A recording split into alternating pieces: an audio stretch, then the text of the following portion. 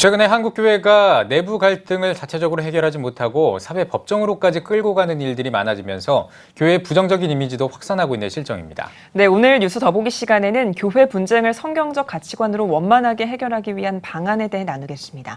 한국교회 송사연구소장인 초원교회 신재철 목사 스튜디오에 나오셨습니다. 목사님 안녕하십니까? 반갑습니다. 예, 목사님 반갑습니다. 예, 한국교회 송사연구소 이거 어떻게 설립하게 됐는지 그 배경을 좀 듣고 싶거든요. 예, 해방 이후에 신사참배를 반대했던 분들을 중심으로 해서 고려신학교를 설립하고 이 고려신학교를 중심으로 교단이 형성되려고 하니까 기존 총회에서 6교회를 선별해서 예배당 명도 소송을 했습니다. 예. 한마디로 말하면 교회 재산은 놓고 나가라는 것이었죠. 이때부터 소송이 시작되면서 1970년대에는 고신교단 내부에서 소송 문제가 확산이 되고 이것이 결국 한국교회에 고신교단도 소송을 하는데 하면서 소송이 많이 확산이 됐습니다. 예. 저는 이 문제를 연구를 해서 2006년도에 박사학위를 받게 됐고 현재 백석대학교 석좌 교수님이신 이상규 교수님을 중심으로 한 스승들이 한국교회 송사연구소를 만들어서 사회법정 소송을 좀 줄이는데 기여를 하자 해서 출범을 하게 됐습니다. 예. 네. 그러면 한국교회 법정 소송 문제 현황은 어떤지 또 목사님이 어떻게 연구를 하게 되신 건지 그 계기도 말씀해 주시죠. 예, 짧은 시간에 다 말씀드리긴 어렵지만 말씀드린 대로 기존 총회에서 고신교단 교회들에게 이 소송을 했을 때는 교단이 다르기 때문에 해결하는 것이 좀 어려운 점이 있었습니다. 네. 그런데 1970년대에는 이 고신교단 내부에서 법정 소송을 했기 때문에 교단이 같기 때문에 내부에서 얼마든지 해결할 수 있었는데 소송을 했다는 것이죠. 말씀드린 대로 고신교단에서 이런 소송이 이루어지니까 다른 교단들도 성경은 무시하고 소송이 난무하기 시작했습니다. 네. 당시 한 1,500여 건에 이르는 소송이 2000년대 초에 기록되고 있는데 제가 고등학교 때부터 고신교단 교회에서 신앙생활을 했기 때문에 이 문제를 들여다보고 신학 공부를 하면서 논문을 쓰게 되었습니다. 예, 그렇군요. 그 교단 안에 뭐 여러 송사들이 있었을 것 같은데 주요 송사 사례를 좀 소개해 주신다면요? 예, 말씀드린 대로 기존 총회에서 소송을 했을 때 고신교단의 지도자들의 입장이 참 중요했겠죠. 당시에 세 분의 지도자가 있었는데 신사참배를 반대하고 옥고를 치르셨던 한상동 목사님이 신앙적인 지도자로 인정을 받았는데 초량교회당을 비우고 삼일교회를 개척했습니다. 덕을 세웠다는 의미죠.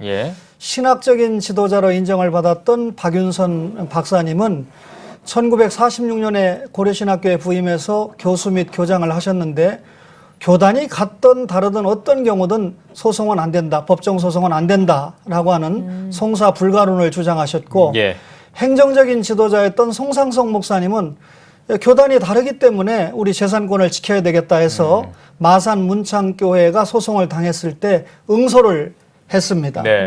그런데 송 목사님은 1950년대는 교단이 다르니까 소송을 할 수밖에 없었지만 1970년대에는 고신교단 내에서 송상석 목사님이 바로 법정 소송을 당하게 됩니다. 송 목사님 이번에는 교단이 같으니까 송사 불가다 이렇게 또 정당론에서 불가론으로 선회를 하셨습니다. 사실 고신교단은 지금도 총회 주관이지만은 1973년도 23회 총회에 성경적으로 소송이 안 된다 이렇게 결정을 했는데 한 해가 지난 1974년 24회 총회에서는 소송을 할 수 있는 길을 열게 되었습니다. 이 문제로 고신교단이 소송해서는 안 된다라는 그런 두 파가 갈라지면서 소위 75년에 반고소 고려라는 교단이 형성돼서 고신교단이 분열을 경험하게 되었습니다. 그러다가 1963회 총회에서 2013년도 총회죠. 이때 과거에 소송을 할 수 있는 결정을 한 것이 잘못됐다 해서 되돌렸습니다. 23회 총회로. 그래서 반고소 고려 형제들이 다 고신으로 들어와서 지금은 하나의 교단이 됐기 때문에 고신교단은 이 문제가 정리가 되었습니다. 그런데도 여전히 한국교회는 소송 사례가 남용되고 있는데 예. 공교롭게 제가 주요 교단 신문을 2개를 가지고 왔는데 지난주 네. 겁니다. 여기에도 2건 내지 3건의 소송 사례가 지금 적혀 있을 만큼 네. 소송이 난무하고 있습니다. 네. 교회가 믿음을 가진 사람들이 모인 공동체지만 사실 그 이전에 사람들의 모임인지라 갈등이 있을 수밖에 없는 것도 당연한 것 같은데요. 그렇다면 이 갈등을 한국교회 성도들이 좀 어떻게 바라보는 게 지혜로울까요? 예, 교회는 정의와 용서와 화해의 신앙 공동체 아니겠습니까? 예. 성도 간에 문제가 일어날 수 있죠. 전투하는 교회니까. 이런 경우에 당회, 노예를 통해서 다시 말하면 교회 내부적인 기구를 통해서 해결을 해야 되는데 바로 사회법을 통해서 해결을 하려고 하는 시도는 결국 불신법정에 가서 판결을 구하게 되니까 하나님의 영광을 가리게 되고 또 교회의 덕도 훼손이 되고 네. 결과적으로 전도길을 막는 그런 역효과가 생기는 것을 성도들이 바라보게 네. 되는 거죠. 예, 그렇군요. 그러면요, 이 교회 송사들을 바라보는 성경 안에 있는 어떤 그 해석이라고 할까요? 시각이라고 할까요? 이런 것도 좀 궁금하거든요. 그렇습니다. 성도 간에 문제가 일어났을 때 반드시 그 해답은 성경에 답이 있습니다. 예. 네. 초대 교회들은 모범적인 교회의 사례들인데 사실 고린도 교회는 그럼에도 약간의 문제가 있었습니다. 예. 그중에 대표적인 한 사례가 불신법정 소송 문제인데 교회 안에 있는 내부적인 문제를 로마 법정으로 끌고 갔다는 것이죠.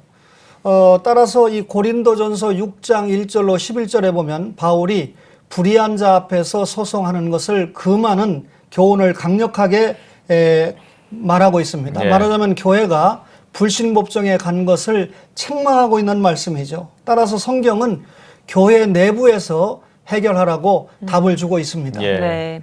말씀해 주신 것처럼 교회 안에서 일어나는 갈등을 자체적으로 해결하지 않고 사회로 이제 끌고 가서 사회법의 판결을 받은 많은 사례들이 있다고 해 주셨는데요.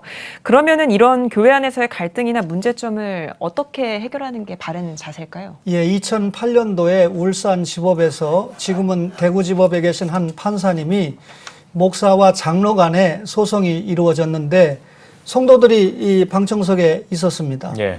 그런데 이 판사님이 원고에게 성경을 주고 고린도전서 6장 1절로 11절을 읽어보라고 했습니다. 예. 목사님도 장로님도 판사의 의도를 알고 바로 즉석에서 양자가 공의 소송을 취한 사례가 있습니다. 이런 사례는 또 다른 판사님들에게도 드러나는데 예.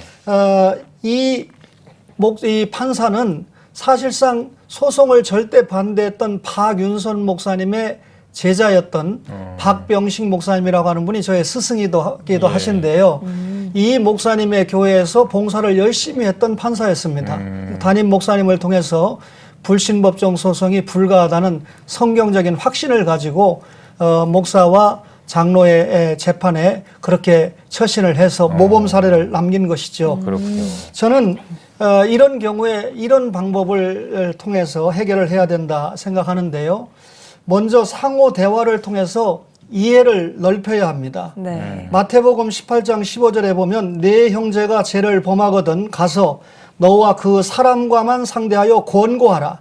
만일 들으면 내가 내 형제를 얻은 것이다. 그랬습니다. 상호 대화를 통해서 해결을 하고 그래도 안 될 때는 두 번째 단계로 두세 사람이 찾아가서 화해를 중재해야 되는데 이 말도 마태복음 18장 16절에 만일 듣지 않거든 한두 사람을 데리고 가서 두세 증인의 입으로 말미암아 확증하게 하라 그랬습니다.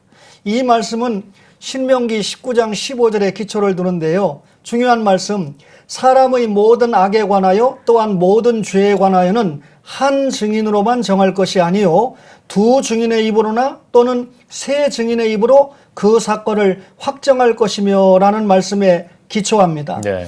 두세 사람이 찾아가서 화해를 중재해야 된다라고 하는 것이죠. 그래도 이제 상대방이 듣지 않을 경우에는 마지막 세 번째 단계가 교회법에 호소를 해야 되는데 네. 당회, 노회, 총회라고 하는 절차를 통해서 해결을 받아야 된다는 의미죠.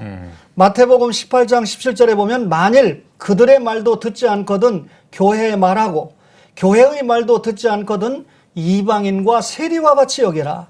결국 성경 말씀대로라면 교회의 최종 판결에 순응을 해야 한다는 것입니다. 예.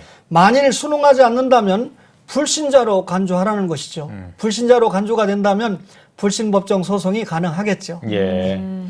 알겠습니다. 그러면 이 송사연구소의 활성화를 위해서 한국교회와 또 이제 협력을 해야 될 것 같은데요. 어떤 방안을 가지고 계십니까? 예, 조금 전에 중요한 그 이야기를 하다가 그저께 제가 중부지방의 중요한 한 목사님과 통화를 했는데요. 예.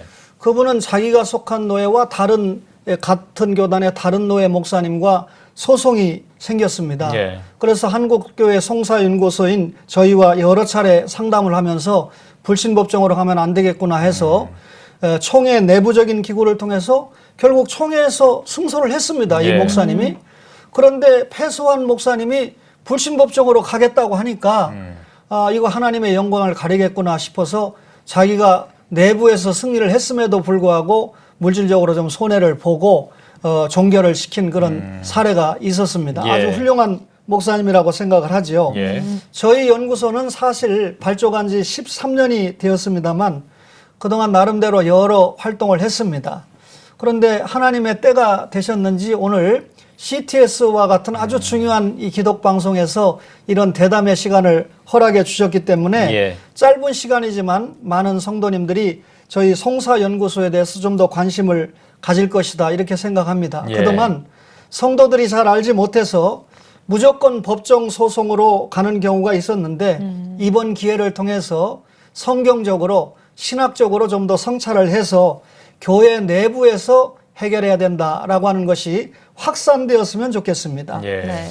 저희 송사연구소는 방문을 해서 상담을 하면 언제든지 환영을 하고요. 예. 또 전화 문의나 뭐 이메일이나 요즘은 통신수단이 좋으니까 얼마든지 이렇게 상담을 해오면 저희들이 성의껏 이렇게 응하고 있습니다. 네. 예. 그동안 몰라서 이용하지 못했던 성도님들이 이제 잘 이용하셨으면 좋겠는데요. 그러면 앞으로 한국교회 송사연구소의 계획도 궁금합니다. 예. 지금 제가 이 연구소를 운영하는 중요한 이유 가운데 하나가 성도 간의 불신법정 소송을 막자는 것이 중요한 연구소의 목적 아니겠습니까? 그래서 불신법정 소송을 막기 위해서 그동안도 몇 권의 책을 출판을 했는데 예. 계속적으로 출판을 하고 그리고 또 세미나를 열고 그리고 여러 신문에 제가 이렇게 기고를 하고 있습니다. 기고가 활성화되어 있는데 이렇게 소송건이 보도되는 것에 보면 제 글을 읽는 사람들이 불신법정 소송이 이게 성경적으로 잘못된 것이구나 하는 것을 깨닫겠죠. 또 교회 내 분쟁이나 갈등이 일어났을 경우에 계속해서 상담과 자문을 이어갈 것이고요. 어떻게 하든지 사회법에 의지하지 않고 내부에서 해결하도록 하는데 송사연구소는 최선을 다할 것입니다. 예. 하지만 반대로 소송을 당하는 경우가 있잖아요. 이런 경우는 참 도리가 없는 경우이기 때문에 성도님들이 억울하게 소송을 당했을 경우에는 잘 아시겠지만 사회부총리를 역임하셨던 황우여 장로님이 예. 황현씨 로펌을 운영하고 계신데 그분이 원래부터 저희 연구소의 상임 고문이셨습니다. 예. 그래서 이 법적인 자문이나 이런 것은 많이 도와주고 있습니다. 예, 알겠습니다. 자, 마지막으로 한국교회 성도들을 위해서 메시지 전해주시고 대담 마무리하겠습니다. 예, 성도 간의 불신법정 소송은 어떤 경우든지 하나님의 영광을 가릴 수밖에 없겠죠. 예. 불신법정에 이 판사가 볼 때 예수 믿는 신자끼리 불신법정에 와서 잘했다 잘못했다 소송을 하는 경우니까 하나님 영광이 가리워지는 건 말할 것도 없고 예. 교회의 덕도 떨어져서 훼손이 돼서 결국 전도길을 막는 결과가 됩니다. 따라서 이런 내부적인 문제가 생겼을 때는 반드시 성경이 가르치는 교훈을 따라서 말씀드린 대로 교회 내부에서 해결을 하고 이렇게 화합된 힘을 가지고 한국교회가 소송이나 이런 데 힘을 빼지 않고 전도하고 선교해서 영혼을 구원하는 일에 더욱 진력하는 한국교회가 되었으면 좋겠습니다. 네, 알겠습니다. 네, 오늘 뉴스 보이 시간에는 한국교회 송사연구소 신재철 목사와 함께 이야기 나눠봤습니다. 오늘 귀한 말씀 고맙습니다. 고맙습니다. 감사합니다.